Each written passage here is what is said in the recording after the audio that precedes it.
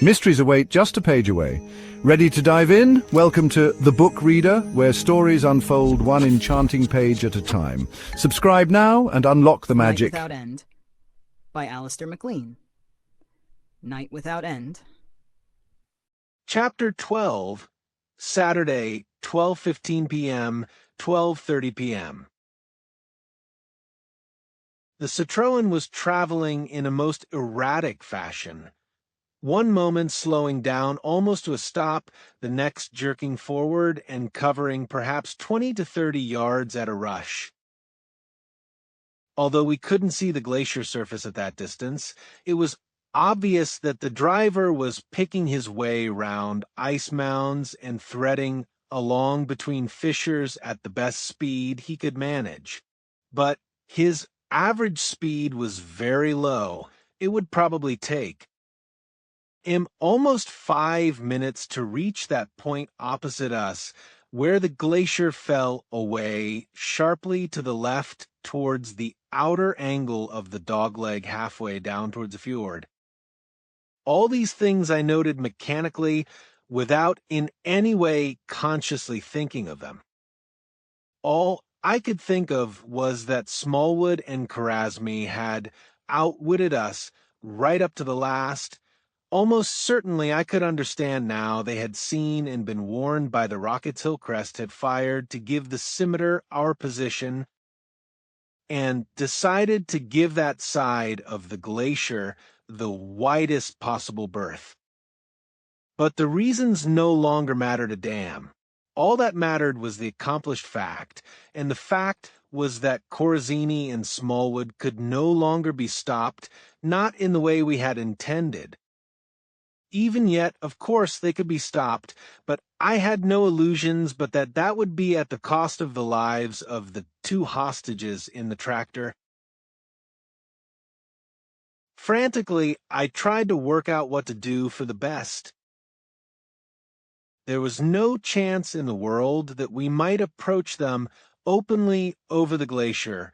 We would be spotted before we had covered 10 yards, and a pistol at the heads of Margaret and Levin would halt us before we got halfway.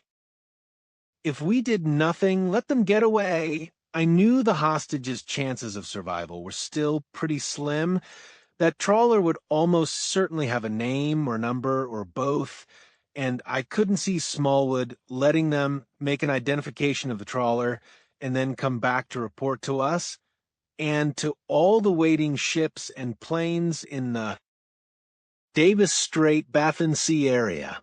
Why should he take the slightest risk when it would be so easy to shoot them? So much easier still to throw them down a crevasse or shove them over the edge of the glacier into the freezing waters of the fjord 150 feet below. Already the Citroën was no more than 3 minutes away from the nearest point of approach they would make to us. "Looks like they're going to get away with it," Hillcrest whispered. It seemed as if he feared he might be overheard, though Smallwood and Corazzini couldn't have heard him had he shouted at the top of his voice. "Well, that was what you wanted, wasn't it?" I asked bitterly. What I wanted? My God, man, that missile mechanism dash. I don't give a single solitary damn about the missile mechanism. I ground the words out between clenched teeth. 6 months from now, other scientists will have invented something twice as good and 10 times as secret. They're welcome to it, and with pleasure. Hillcrest was shocked, but said nothing. But someone was in agreement with me. Here, here. Zagero had just come up. His hands swathed to the size of boxing gloves in white bandages. The words were light enough, but his face was grim and his eyes bleak as he stared out across the glacier. My sentiments exactly document. To hell with their murderous little toys. My old man's in that buggy out there. And your girl. His girl? Hillcrest turned, looked sharply at me under creased brows for a long moment, then murmured, Sorry, boy, I didn't understand. I made no response, but twisted my head as I heard footsteps behind me. It was Joss, hatless and gloveless in his excitement. Wykenham's anchored, sir, he panted out. Her dash. Get down, man. They'll see you. Sorry. He dropped to his hands and knees. Her powerboat's already moving inshore, and there was a flight of 4 scimitars already airborne. They should be halfway here already. In 2 minutes, time 4 or 5 bombers are taking off, with he and incendiaries. They're slower, but dash. Bombers? I snapped irritably. Bombers? What do they think this is, the second front?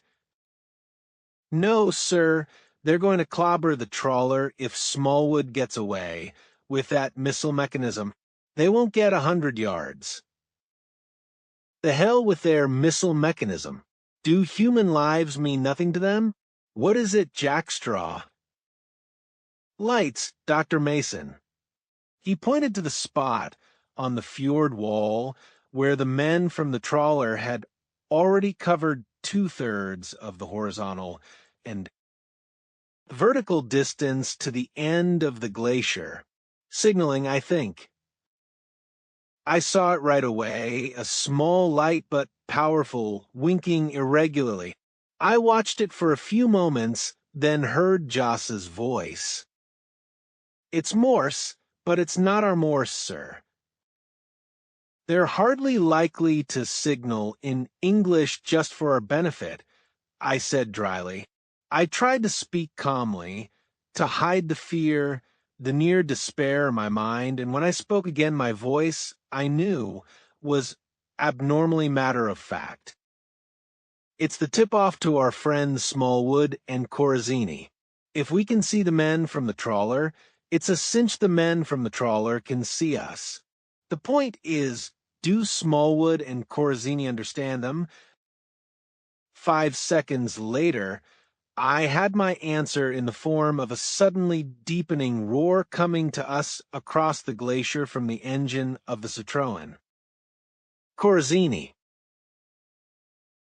Hillcrest's binoculars had shown him to be the driver, had understood the danger all right. He was casting caution to the winds and gunning the engine to its maximum.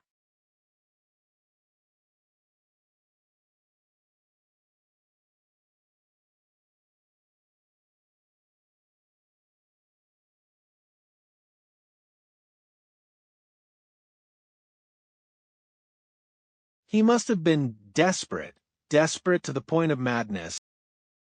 After a few seconds, I was convinced he didn't. In the first place, I couldn't see either Corazzini or Smallwood as men who would panic under pressure, no matter how severe that pressure, and in the second place, suicidal risks weren't absolutely necessary. They would have stood a more than even chance of getting away with their lives, and the missile mechanism, if they had stopped the tractor, got out and picked their cautious way down the glacier on foot with their pistol barrels stuck in the backs of their hostages? Or would they? Rather, did they think they would? I tried fleetingly, frantically to get inside their cold and criminal minds, to try to understand their conception of us. Did they think that we thought like them, that the mechanism was all important, that human lives were cheap and readily expendable? If they did, and guessing the quality of Jackstraw's marksmanship with a rifle, would they not be convinced that they would be shot down as soon as they had stepped out onto the ice, regardless of the fate of their hostages? Or did they have a better understanding than that of minds more normal than their own? Even as these thoughts flashed through my mind, I knew I must act now. The time for thought, had there ever been such a time, was past.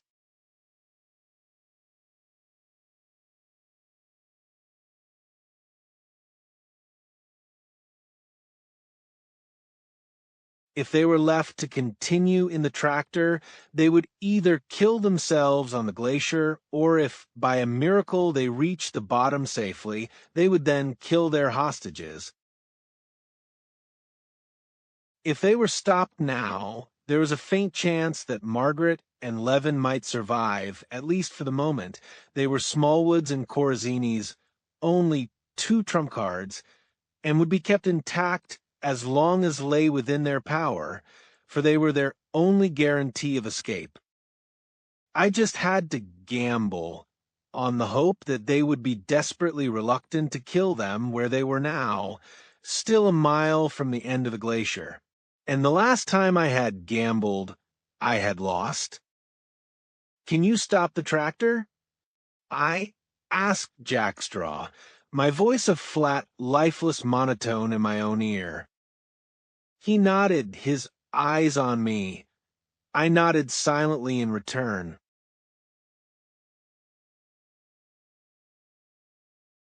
"You can't do that." Zajero shouted in urgent protest.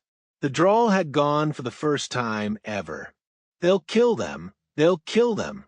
My God, Mason, if you're really stuck on that kid, you'd never dash." "Shut up," I said savagely. I grabbed a coil of rope, picked up my rifle, and went on brutally. "If you think they'd ever let your father come out of this alive, you must be crazy."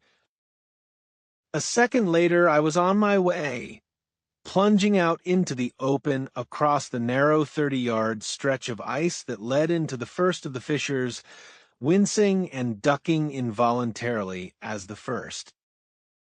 303 shell from Jack Straw's rifle screamed past me, only feet to my right, and smashed through the hood of the Citroën and into the engine with all the metallic clamor, the vicious power of a sledgehammer wielded by some giant hand. But still the Citroën came on.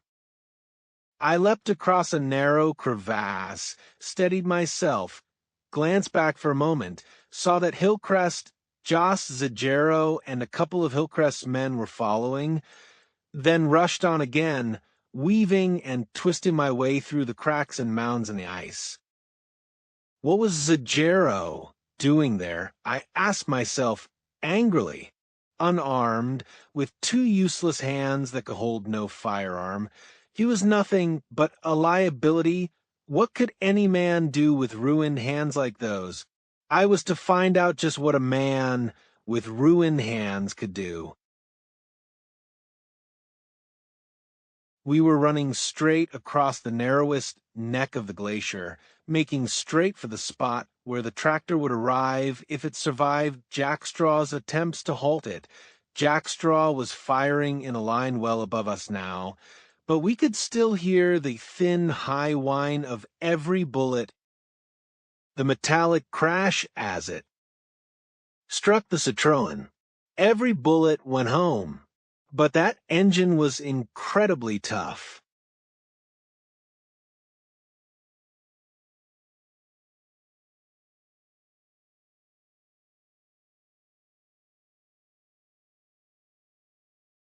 We were about halfway across when we heard the engine change gear, the high, unmistakable whine of the tractor beginning to overrun its engine.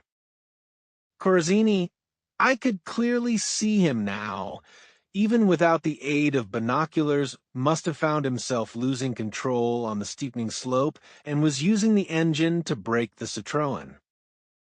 And then, when we were less than 100 yards away, and after a longer than usual lull in the firing, Jack Straw must have stopped to change magazines.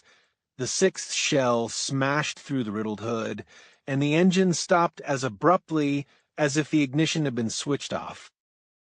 The tractor stopped too, on that steep slope.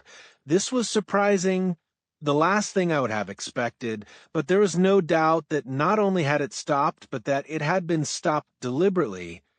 There was no mistaking the high-pitched screech of those worn brakes.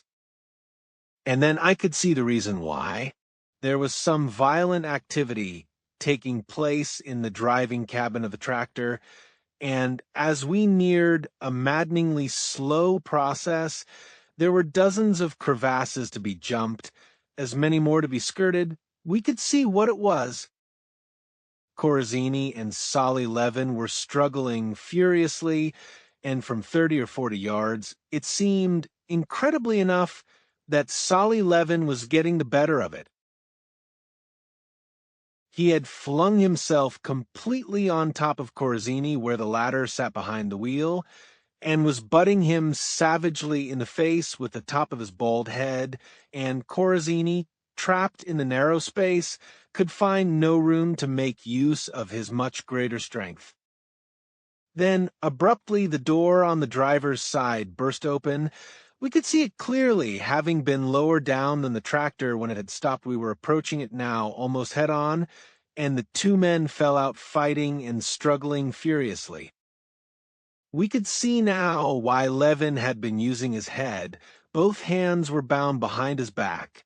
It had been an act of desperate courage to attack Corazzini in the first place, but the old man wasn't to get the reward he deserved for his selflessness.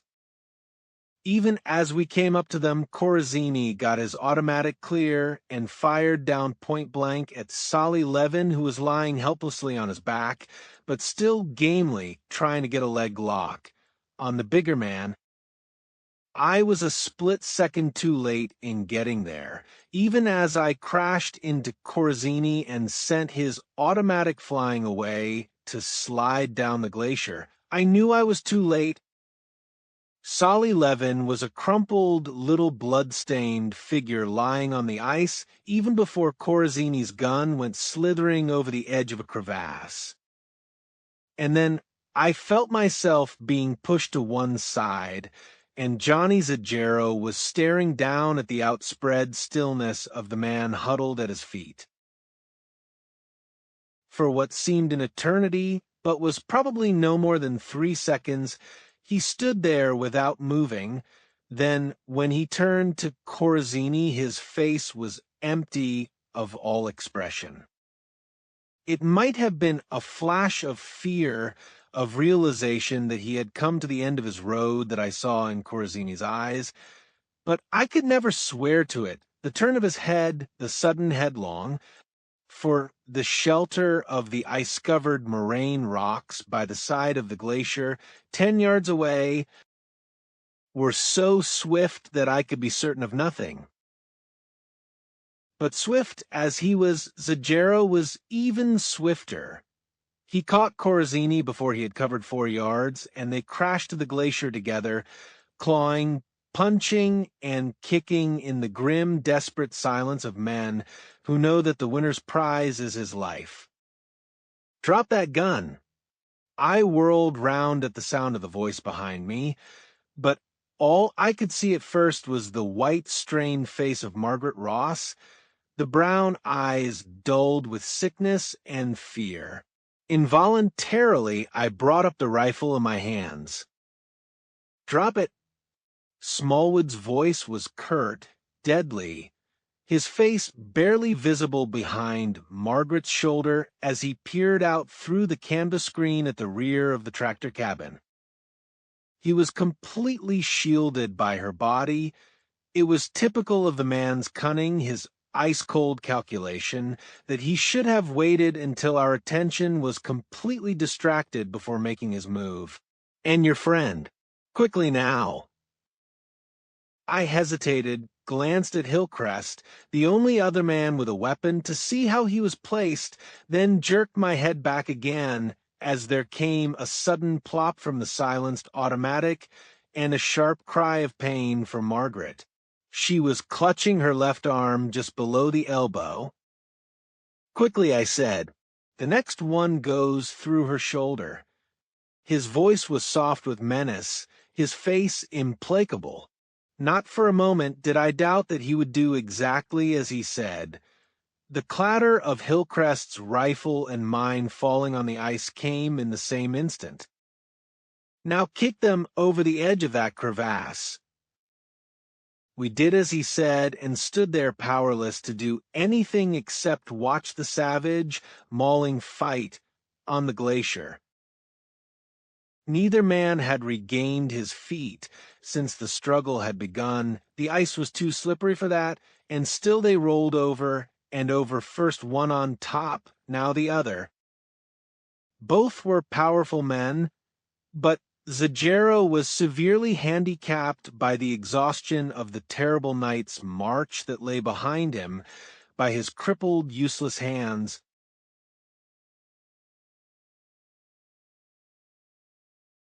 By thickly swathed bandages over his hands that not only prevented him from catching or holding Corzini, but softened the impact of every blow he struck. For all that, there was no question how the battle was going. Those broken hands, I'd said, would never fight again, were clubbing and hammering the life out of Corzini. I thought of the tremendous force with which I'd seen Zagero strike.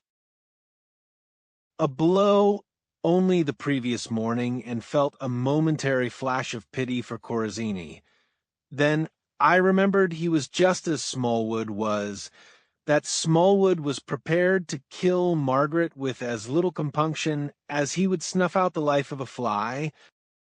I looked at the crumpled figure at my feet, and every shadow of pity vanished as if it had never been. Smallwood, his eyes unblinking, his face expressionless as ever, had his gun on them all the time, waiting for that second when the two men would break far enough apart to give him a clear sight of Zagero. But now Zagero was underneath nearly all the time, one arm crooked round Corzini's neck, while the other delivered a murderous series of short-arm jabs, each one drawing a grunting gasp of agony from a white-faced Corzini. Finally, goaded into supreme effort by panic and fear, Corzini managed to break loose and hurled himself not toward Smallwood, where safety lay, but for the shelter of the moraine rocks, where he would never know safety again. Zagero, cat-like as ever, was only feet behind him, moving so fast, so unexpectedly that Smallwood's swift snapshot missed him altogether.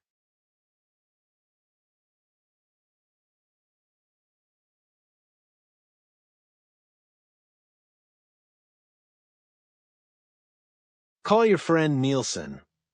Smallwood must have realized how things were going behind the concealing shelter of the rocks, for his voice was suddenly savage, urgent. He spared a swift glance in Jackstraw's direction. Jackstraw, followed at some distance by two more of Hillcrest's crew, was crossing the glacier at a dead run, and now, less than 50 yards away, his rifle in a crevasse. Quickly, Jackstraw. My voice was hoarse, cracked. Throw your rifle away. He's got a gun on Miss Ross, and he's going to kill her.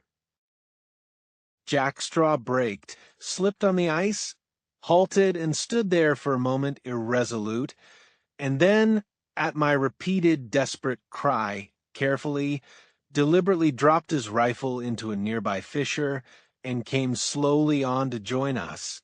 It was at that moment that Hillcrest grabbed me by the arm. "He's moving, Mason. He's alive." He was pointing down to Levin, who was indeed stirring slightly. I had never thought to examine Levin. It had seemed a ludicrous idea that a professional like Corzini could have missed at such point-blank range, but now, regardless of Smallwood's reaction, I dropped to my knees on the glacier and put my face close to Levin's. Hillcrest was right. The breathing was shallow, but breathing there undoubtedly was, and now I could see the thin red line that extended from the temple almost to the back of the head. I rose to my feet.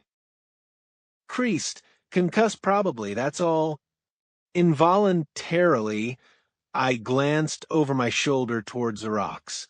But too late now for Corzini. And I needed no eyes to know that this was so. The unseen battle behind the rocks had been fought out with a dumb feral ferocity, with a silent savagery that had been far more frightening than all the most maddened oaths and shouting could ever have been. But even now, as Smallwood jumped down from the tailboard of the tractor cabin, Margaret Ross still held in front of him and started hustling her towards the rocks. A hoarse, high-pitched scream that raised the hackles on the back of my neck froze us all, even Smallwood, to immobility. And then came a long, quavering moan of agony, cut off as abruptly as it had begun.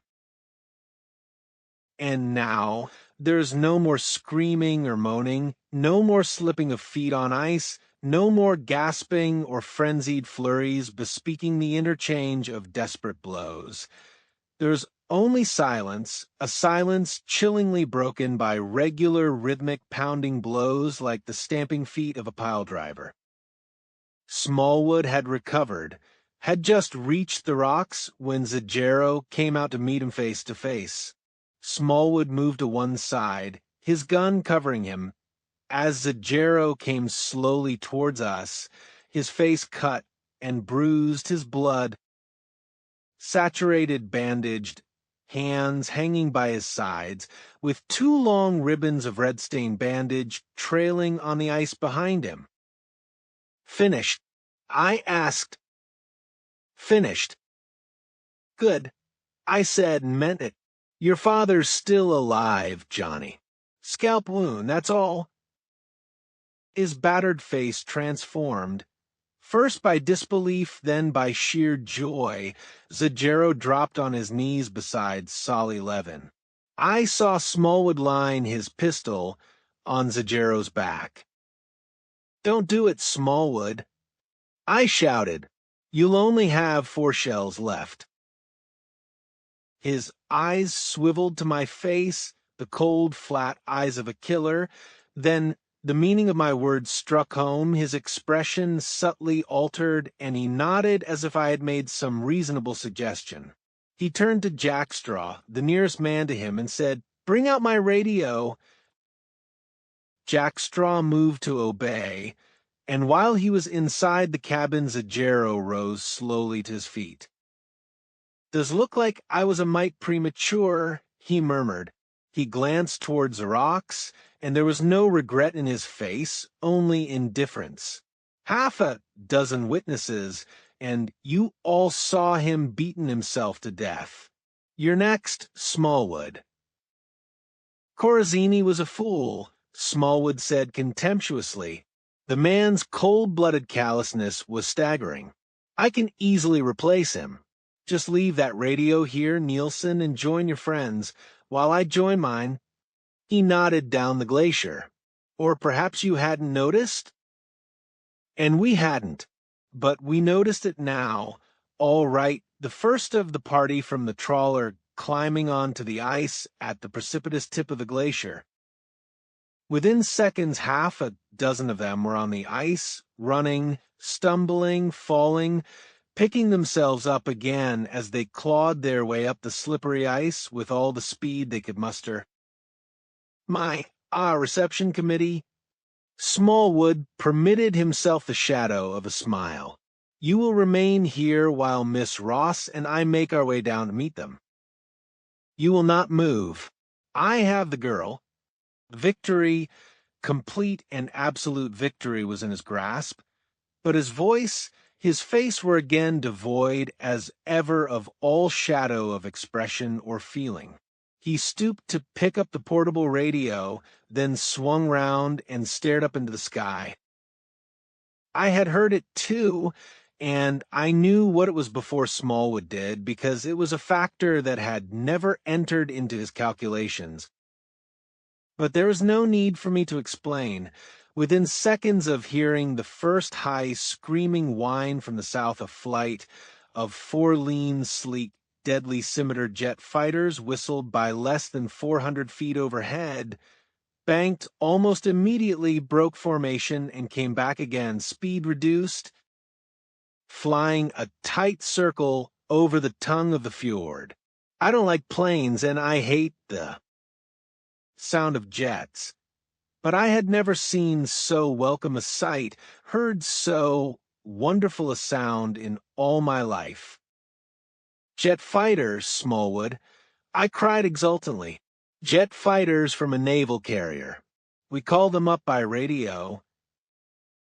He was staring at the circling planes with his thin lips drawn back wolfishly over his teeth, and I went on more softly. They've had orders to shoot and destroy any person seen going down that glacier, any person especially with a case or radio in his hand. It was a lie, but Smallwood wasn't to know that the very presence of the jets above must have seemed confirmation of the truth of my words. They wouldn't dare, he said slowly. They'd kill the girl, too. You fool, I said contemptuously. Not only doesn't human life matter a damn to either side compared to the recovery of the mechanism, you should know that better than anyone, Smallwood. But these planes have been told to watch out for and kill 2 people going down the glacier. Wrapped in these clothes, Miss Ross is indistinguishable from a man, especially from the air. They'll think it's you and Corazzini, and they'll blast you both off the face of the glacier. I knew Smallwood believed me absolutely. This was so exactly the way his own killer's mind would have worked in its utterly callous indifference to human life that conviction could not be stayed. But he had courage, I'll grant him that, and that first-class brain of his never stopped working. There's no hurry, he said comfortably. He was back on balance again. They can circle there as long as they like. They can send out relief planes to take over. It doesn't matter. As long as I'm with you here, they won't touch me. And in just over an hour or so it will be dark again, after which I can leave. Meantime, stay close to me. Gentlemen, I don't think you would so willingly sacrifice Miss Ross's life. Don't listen to him, Margaret said desperately. Her voice was almost a sob, her face twisted in pain. Go away, please, all of you, go away. I know he's going to kill me in the end, anyway. It may as well be now. She buried her face in her hands. I don't care anymore, I don't. But I care, I said angrily. Soft words. Sympathetic words were useless here. We all care. Don't be such a little fool. Everything will be all right. You'll see. Spoken like a man, said Smallwood approvingly. Only, my dear, I wouldn't pay much attention to the last pan of his speech. Why don't you give up, Smallwood? I asked him quietly. I had neither hope nor intention of persuading this fanatic. I was only talking for time, for I had seen something that had made my heart leap. Moving quietly out over the right-hand side of the glacier, from the selfsame spot where we had lain in ambush, was a file of about a dozen men.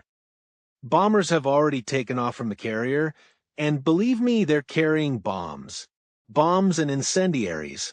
And do you know why, Smallwood? They were dressed in khaki, this landing party from the Wykenham, not navy blue. Marines, almost certainly, unless they had been carrying soldiers on some combined maneuvers. They were heavily armed, and had that indefinable but unmistakable look of men who knew exactly what they were about. Their leader, I noticed, wasn't fooling around with the usual pistol a naval officer in charge of a landing party traditionally carried. He had a submachine gun under his arm, the barrel gripped in his left hand. 3 others had similar weapons, arrest rifles. Because they're going to make good, and sure you're never going to get off this glacier alive, Smallwood, I went on, at least not out of the fjord alive.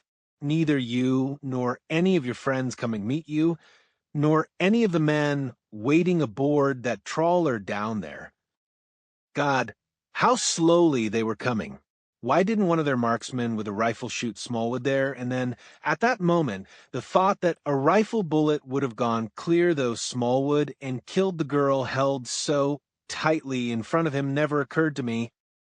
But if I could hold his attention another 30 seconds, If none of the others standing by my side betrayed by the slightest flicker of expression, they're going to destroy that trawler, Smallwood.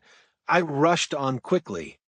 The men advancing up from the foot of the glacier were waving their arms furiously now, shouting wildly in warning, and even at over 3/4 of a mile their voices were carrying clearly. I had to try to drown their voices to make sure that Smallwood kept his eyes fixed only on me. They're going to blow it out of the water, it and you, and that damned missile mechanism. What's the use of dash? But it was too late. Smallwood had heard the shouts even as I had begun to speak, twisted his head to look down the valley, saw the direction of the pointing arms, glanced briefly over his shoulder, then turned to face me again, his face twisted in a bestial snarl. That monolithic calm shattered at last. "Who are they?" he demanded viciously. "What are they doing? Quick, or the girl gets it." "It's a landing party from the destroyer in the next bay," I said steadily. "This is the end, Smallwood. Maybe you'll stand trial yet." "To kill the girl," he whispered savagely. "They'll kill you. They've been ordered to recover that mechanism at all costs. Nobody's playing anymore. Smallwood, give up your gun." He swore, vilely, blasphemously, the first time I had ever heard such words from him, and leapt for the driving cabin of the tractor, pushing the girl in front of him while his pistol swung in a wide arc covering all of us. I understood what he was going to do, what this last desperate suicidal gamble was going to be, and hurled myself at the door of the driving cabin. "You madman." My voice was a scream. "You'll kill yourself. You'll kill the girl Dash." The gun coughed softly. I felt the white-hot burning pain in my upper arm and crashed backward onto the ice just as Smallwood released the brakes of the Citroën. At once the big tractor started to move, those murderous treads passing inches from me as Jackstraw leapt forward and dragged me to safety a second before they would have run over my face. The next moment I was on my feet, running after the tractor, Jackstraw at my heels. I suppose that wound just below my shoulder must have been hurting like hell, but the truth is that I felt nothing at all. The tractor, with next to no adhesion left on the steepening slope of ice, accelerated with dismaying speed, soon outdistancing us. At first it seemed as if Smallwood was making some attempt to steer it, but it was obvious almost immediately that any such attempts were utterly useless. 5 tons of steel ran amok. It was completely out of control, skidding violently first to one side, then the other, finally making a complete half-circle and sliding backward down the glacier at terrifying speed, following the slope of the ice, which led from the right-hand side, where we had been standing, to the big nunataks, thrusting up through the ice on the far left-hand corner of the dogleg halfway down. How it missed all the crevasses. It went straight across some narrow ones, thanks to its treads, and all the ice mounds on the way down and across the glacier I shall never know. But miss them it did, increasing speed with every second that passed, its treads screeching out a shrilly metallic cacophony of sound as they scored their serrated way across and through the uneven ice of the glacier. But then, I shall never know either how Jackstraw and I survived all the crazy chances we took on our mad, headlong run down that glacier, unable to stop, leaping across crevasses we would never have dared attempt in our normal minds, pounding our sliding way alongside others where the slip of either foot would have been our death. We were still 200 yards behind the tractor when, less than 50 yards from the corner, it struck an ice mound, spun round crazily several times, and then smashed tail first with horrifying force into the biggest of the nunataks, a 50-foot pinnacle of rock at the very corner. We were still over 100 yards away when we saw Smallwood, obviously dazed, half fall out of the still upright driving cabin, hatbox in hand, followed by the girl. Whether she flung herself at him or just stumbled against him, it was impossible to say, but both of them slipped and fell together, and next moment had disappeared from sight against the face of the noon attack. Still 50 yards away, already trying all we could to break ourselves, we heard the staccato roar of cannon shells seemingly directly above us, and as I flung myself flat on the ice, not to avoid the fire, but to stop myself before I, too, plunged into the crevasse by the noon attack, where I knew Margaret and Smallwood must have disappeared, I caught a glimpse of two scimitars hurtling low across the glacier, red fire streaking from their guns. For a moment, rolling over and over, I saw no more. Then I had another glimpse of the lower part of the glacier, of exploding cannon shells raking a lethal barrier of fragmenting steel across the glacier's entire width, and about 60 or 70 yards lower down, the men from the trawler lying flat on their faces to escape the whistling flying shrapnel. Even in that brief moment, I had time to see a third scimitar screaming down out of the north, exactly following the path of the other two. They were making no attempt to kill the trawler men. Obviously, they were under the strictest instructions to avoid any but the most necessary bloodshed.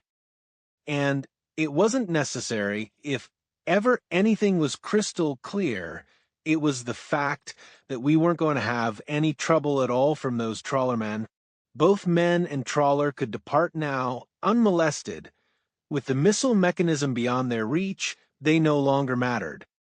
10 yards ahead of Jack Straw, sick to the heart and almost mad with fear, I reached the crevasse by the noon attack, no more than a 3-foot wide gap between ice and rock, peered down over the side, and as I peered I felt faint from the wave of relief that swept over me.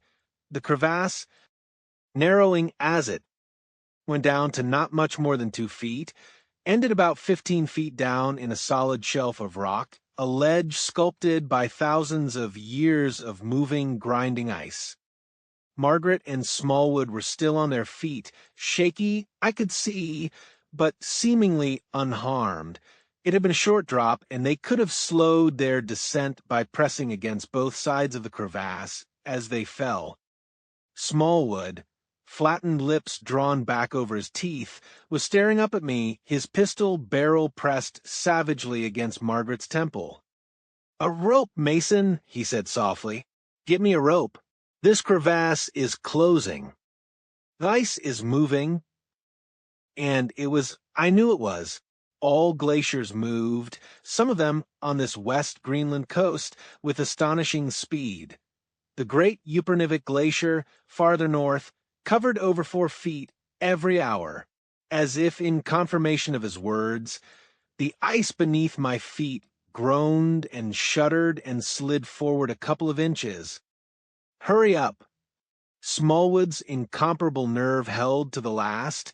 His voice was urgent but completely under control, his face tight-lipped but calm.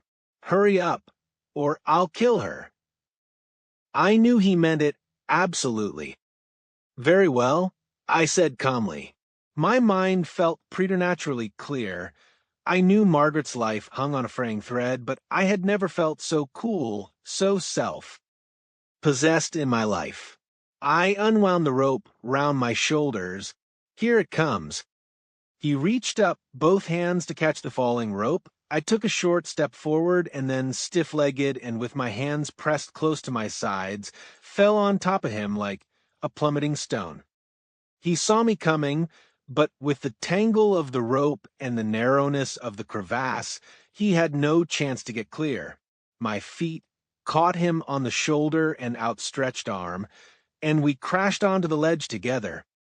He was, as I have said, phenomenally strong for his size, but he had no chance then. True, he was partially numbed by the shock of my fall, but that was more than cancelled out by my weakness, by the loss of blood from my wounded shoulder. But he still had no chance. I locked my hands round that scrawny throat, ignored his kickings, his eye-gougings. The fusillade of blows rained on my unprotected head. and squeezed and knocked his head against the blue banded striations of the side of the crevasse until I felt him go limp in my hands. And then it was time to go. The ice wall was now no more than 18 inches distant from the polished rock of the Nunatak. Smallwood apart, I found myself alone on that narrowing ledge. Jack Straw had already been lowered by Hillcrest and his men, fastened a rope round Margaret, and been pulled up himself after her. I could have sworn that I had fought with Smallwood for no more than 10 seconds, but was told later that we had struggled like madmen for 3 or 4 minutes. It may well have been so. I have no memory of that time. My coolness, my detachment was something altogether outside me. My first clear recollection was hearing Jack Straw's voice, quick and urgent, as a rope snaked down over my shoulders. Quickly, Dr. Mason. It'll close any second now. I'm coming. But another rope first, please. I pointed to the radio lying at my feet. We've come too long a way with this. We've suffered too much for this to leave it now. 20 seconds later, just as I scrambled over the edge of the crevasse, the grinding ice wall lurched another inch or 2 towards the rock of the Nunatak, and at the same moment, Smallwood's voice came to us again. He had propped himself up on his hands and knees and was staring up numbly, almost disbelievingly, at the narrowing walls above him. "Throw me a rope." He could see Death's hand reaching out to touch him, but the urgency in his voice was still under that iron control, his face an expressionless mask. "For God's sake, throw me a rope."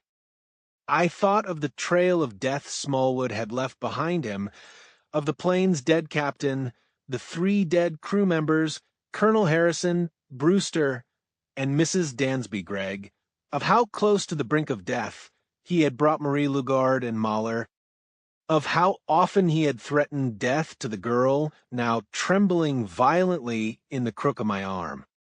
I thought of these things, then I looked at Jack Straw, who carried a rope over his arm, and I saw reflected in his face the same implacability, the same bleak mercilessness that informed my own mind.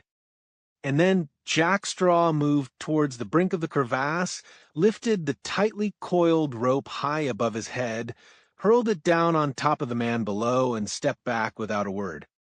We turned, Jack Straw and I, with Margaret Ross supported between us, and walked slowly up the glacier to meet the officer in charge of the landing party, and as we walked we could feel the glacier shiver beneath our feet as 1,000,000 tons of ice lurched down towards the head of the Kangalak Fjord.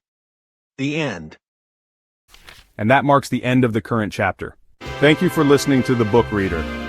Stay tuned for the next episode tomorrow. Please subscribe for updates.